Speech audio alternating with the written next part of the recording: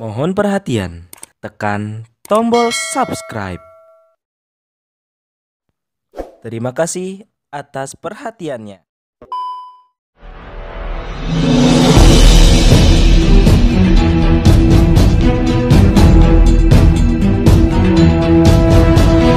Saya Yas Muhammad, driver online Depok.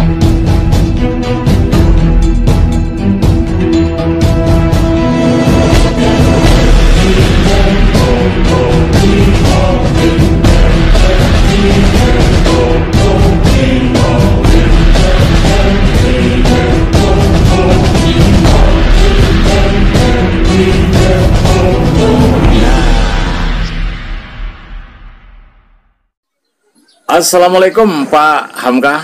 Waalaikumsalam warahmatullahi wabarakatuh. Iya, ini saya mau ngobrol lagi nih untuk ketiga kalinya kali ya kita berjumpa nih. Ini apa ini kira-kira hasil dari raker di Cijeruk ini yang bisa disampaikan kepada masyarakat luas atau paling tidak kepada kader kami di seluruh Indonesia ini Pak Hamka? Oke. Bismillahirrahmanirrahim. Assalamualaikum warahmatullahi wabarakatuh. Rabbi shrah li sadri wa yassir li amri wahlul 'uqdatam min lisani yafqahu qawli. Salam sehat, salam sejahtera dan salam sukses buat kita semua.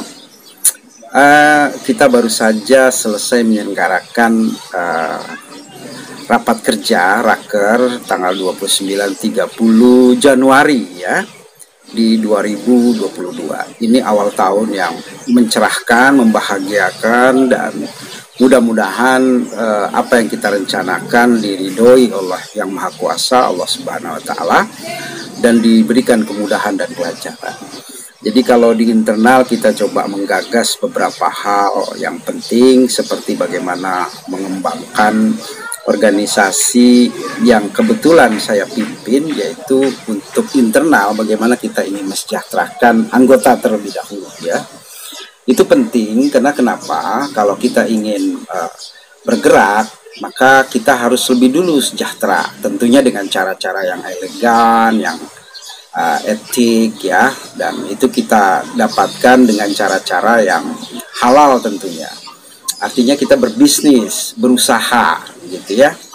Jadi kalau secara eksternal kita punya program kerja, yaitu bagaimana kita mengembangkan satu lembaga atau institusi pendidikan. Karena pendidikan ini penting sekali, bukan hanya untuk hari ini, tapi kita bicara tentang regenerasi ke depan. Itu terpenting. Tapi pendidikan yang bagaimana, model kayak apa? Tentunya akan digagas adalah pendidikan yang merubah paradigma negatif menjadi positif sesuai dengan tantangan zaman. Nah, untuk itu kita tidak mungkin hanya bergandengan bersendiri ya. Artinya kita harus berkolaborasi, bersinergi dengan lembaga-lembaga sosial kemasyarakatan, baik itu formal pemerintahan maupun non pemerintah. Ini penting karena ada seorang filosof mengatakan apabila sebuah bangsa sedang mengalami kekalutan, penurunan atau apapun istilahnya, maka kembalilah ke pendidikan. Karena biar bagaimanapun pendidikan menyemai para pemimpin yang membawa perubahan-perubahan ke depan. Tapi dengan satu konsep baru, paradigma baru, yaitu pendidikan alternatif. Ya, jadi model pendidikan yang ingin kita gagas dengan bekerja sama dengan lembaga-lembaga lain di luar Kahmi Raya Unas, yaitu mengembangkan satu institusi pendidikan dengan paradigma baru, dengan sistem alternatif baru sehingga sesuai dengan kebutuhan tantangan zaman. Nah, di situ yang akan menjadi titik tekan ya, paradigma baru dengan konsep pendidikan alternatif ya. Itu yang terpenting karena pendidikan itu harus bisa menjawab regenerasi di satu sisi, baik itu dari sisi kepemimpinan dan lain-lain, tapi di sisi lain juga harus sesuai dengan pasar tenaga kerja ya. Pasar tenaga kerja sehingga skill yang dihasilkan oleh para lulusan dibutuhkan di market atau pasar tenaga kerja. Jadi kita harus merubah paradigma karena kita hidup di abad 21 ya. Tentu tantangannya ada pasti, Tapi kita akan bekerja sama, bergandengan tangan dengan banyak pihak. Insya Allah mudah-mudahan gagasan ini bisa diterima dan kita akan melanjutkan program ini. Insya Allah. Saya kira itu yang terpenting, Pak. Oke, lebih spesifik itu ya dalam bentuk pendidikan yang seperti apa yang akan diterapkan di kampus Ya. yang baru ini? Jadi kalau secara model ya dengan menggunakan paradigma baru dan pendidikan model alternatif, tentu titik tekan kita adalah kepada penguatan dan pengembangan sains dan teknologi dan ekonomi dan bisnis. Itu karena ketertinggalan bangsa kita itu tidak lepas dari daya dukung kita itu harus kuat di pendidikan sehingga output yang dikeluarkan sesuai dengan kebutuhan dan tantangan zamannya dan sesuai dengan kebutuhan pasar. Jadi diarahkan pendidikan ini untuk menjawab tantangan zaman, terus juga untuk sesuai dengan kebutuhan pasar tenaga kerja. Ya, sehingga kita tidak perlu lagi mendatangkan ke depan dari negara lain ya untuk memenuhi kebutuhan kerja kita dengan alasan bahwa kompetensi tenaga kerja kita tidak sesuai pasar. Jadi kita akan mengembangkan model pendidikan yang berbasis pada pengembangan industri ke depan dan UMKM. Itu yang terpenting, Pak. Karena ini persoalannya sudah menyangkut bukan hanya soal regenerasi kepemimpinan, pasar tenaga kerja, model pengembangan sains, teknologi, bisnis dan ekonomi, tapi ini bicaranya soal bagaimana kedaulatan ya yang hari ini dipertanyakan oleh berbagai kalangan ya.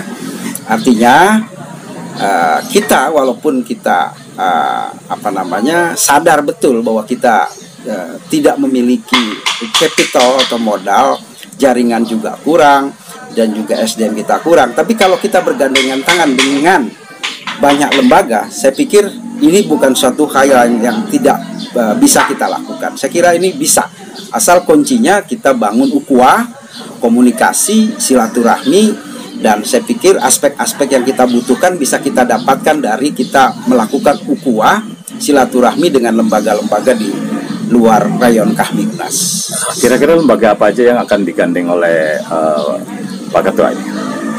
Ada beberapa yang sudah kita diskusikan, tapi dalam kesempatan ini saya belum bisa mengatakannya secara langsung karena ini sedang berproses. Tidak etis rasanya kalau saya mengemukakan pada kesempatan ini, tapi insya Allah nanti kalau sinkronisasi, harmonisasi dengan beberapa lembaga di luar rayon Kahmi Unas ini berjalan baik, insya Allah mudah-mudahan itu akan kita sebutkan. Tentunya nanti kan akan dibangun kesepakatan lewat Memorandum of Understanding ya. Dan kita kalau ini berjalan baik, kita akan melakukan seminar dan rapat kerja gabungan antara beberapa lembaga di luar rayon Kahmi Unas untuk mewujudkan satu institusi pendidikan yang bisa menjawab tantangan zaman dengan titik tekan tentunya pada sains, teknologi, ekonomi dan bisnis. Karena ini tantangan real ke depan ini harus dijawab. Tidak bisa diendapkan ya.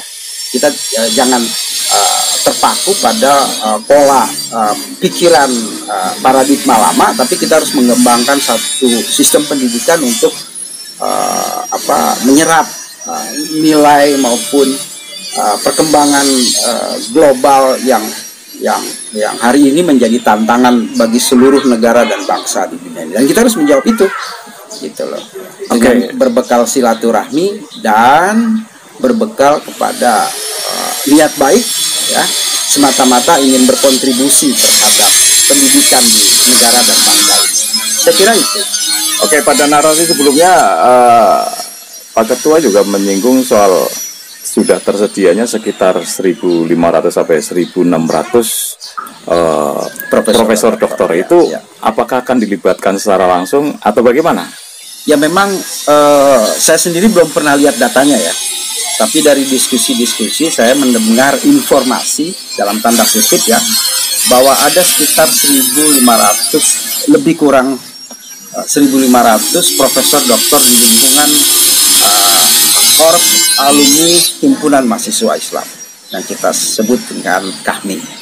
Nah, potensi ini apabila kita jadikan sebuah big data, kalau saja kita tidak bisa mengakomodir 1.500, tapi kita bicara yang realistis saja 200 atau 300 profesor dokter untuk mau berpikir, bergabung, bergandengan tangan, bekerja sama, saya kira akan mudah. Karena orang-orang yang berlatar belakang akademis, yang referensinya banyak dan selalu mengupdate tentang perkembangan dunia akademis, saya kira ini menjadi suatu potensi yang sangat besar. Ya, syukur-syukur bisa semuanya, tapi itu terlalu ideal. Jadi maksud saya cukup saja menghimpun 200 atau 300 profesor dokter yang ada di KAHMI kurang lebih, insya Allah dengan kekuatan intelektual, jaringan, dan macam-macam yang ada pada mereka, saya pikir lembaga pendidikan ini bisa terwujud. Dengan catatan, itu pun bekerja sama dengan lembaga-lembaga di luar KAHMI. Ya. Dan banyak sekali lembaga-lembaga, karena pada kesempatan ini saya tidak bisa berbicara karena sedang dibangun komunikasi dan silaturahmi dengan lembaga-lembaga itu. Insya Allah tunggu tanggal mainnya. Pada saatnya kita akan melakukan seminar dengan lembaga-lembaga itu, dan kita akan rapat kerja bareng-bareng sehingga kita bisa menghasilkan sebuah konsep pendidikan alternatif dengan paradigma baru sesuai tantangan zaman. Kira-kira itu Pak yang mau dibangun. Oke, mungkin sebagai tambahan ada? Saya pikir untuk ya saya minta doa, ya, dukungan kepada semua pihak, yang terutama yang melihat video ini, melihat narasi yang saya bangun. Tolong doakan, minimal mudah-mudahan kita bisa mewujudkan ini semua bukan hanya di dataran mimpi tapi di dataran realitas. Karena dunia pendidikan tidak boleh berhenti sampai kapanpun, dan dia harus mampu menjawab tantangan zamannya. Saya kira itu message atau pesan terpenting dari silaturahmi kita hari ini. Nah, kalau ngobrol dengan Pak Ketua pasti ada sesuatu yang lebih, dan ada informasi yang memang perlu kita informasikan. Nah, kita tunggu ya ngobrol-ngobrol dengan Pak Ketua di lain kesempatan. Oke, mungkin itu aja. Assalamualaikum warahmatullahi wabarakatuh.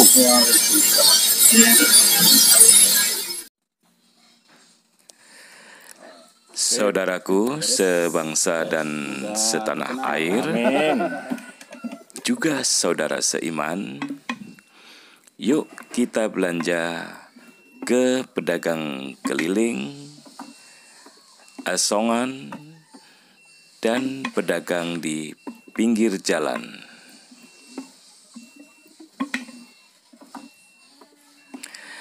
Dengan berbelanja kepada mereka, insya Allah kita bisa menyelamatkan mereka dari kemiskinan.